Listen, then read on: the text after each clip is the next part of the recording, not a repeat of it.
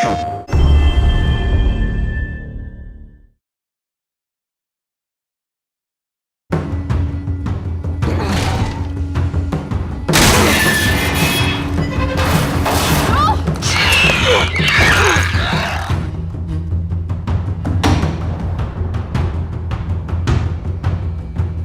the game, you need to have enough action for a mastery of mechanics so you could connect with the characters.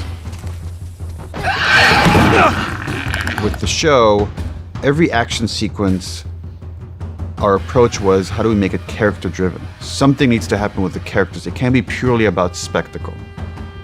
We would appreciate the action moments more if they were each unique, separate and apart from each other, each one of them impacting the story directly in a very clear way. With the show, where we had to do things differently than the game, is games have healing mechanics, and healing doesn't work quite that way on television. It's just we can't crouch, bandage, and be fine. So violence has a different impact. Smaller bits of violence do a lot more damage, and the damage lasts much, much longer or permanently. When we started working on the game, I remember we would have these conversations about what's the antagonist in the story? How do we differentiate ourselves from zombies? Because there have been a lot of zombie movies, a lot of zombie games. So we had so much concept art. Young Nam, one of our concept artists, eventually they took these like kind of fungal growths, these photographs of them, and this person that was kind of slumped against a wall and bashed them together. And I was like, oh, there's something there. It would grow into your brain and split your head open. That's eventually we got the look of the clicker. I believe the first introduction to a clicker is one that's right up in your face. We do that on purpose. It's a jump scare that works because we do everything we can. We want it to be as moody as possible. We've got the flashlight right up in its face when it attacks, and it feels violent. It feels frightening. My own way of kind of thinking about whenever I was animating a clicker is that these are alive human beings that have something kind of pulling their strings. They move in the right direction, but it's almost like someone's pulling them in that direction.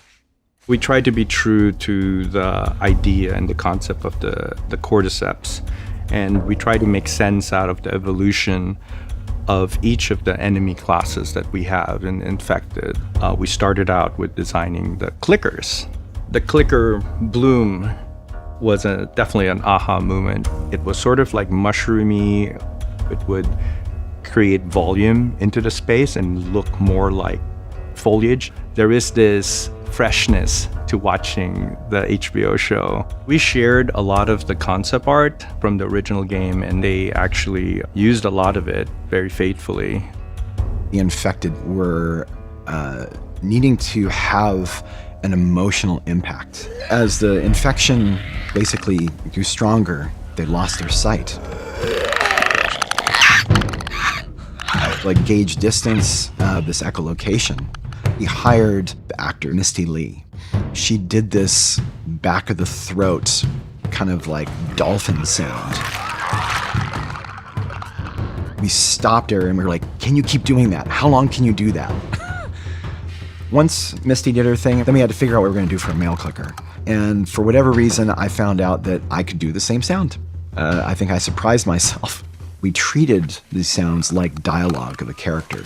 How do we get through those stages of, unaware to aware to searching to attacking, and then, of course, dying. For an action sequence, we would almost never put that in a cutscene in the game because it'd be like, oh, I want to play that. Those are the parts we want to give the control to the player and say, deal with the situation. With the show, it was a lot about restraint. To often when something is horrific like this, it's scarier when you don't see it.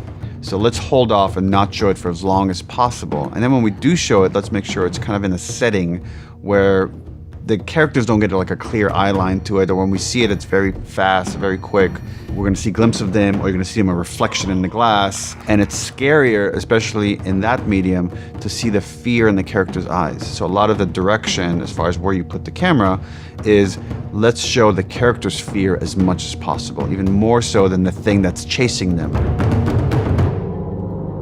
There's a huge audience with HBO. that millions more are going to be able to experience this. And I think being able to be a part of something that has the legs that The Last of Us has, and this type of character, it's really humbling. It's something that I would never have expected.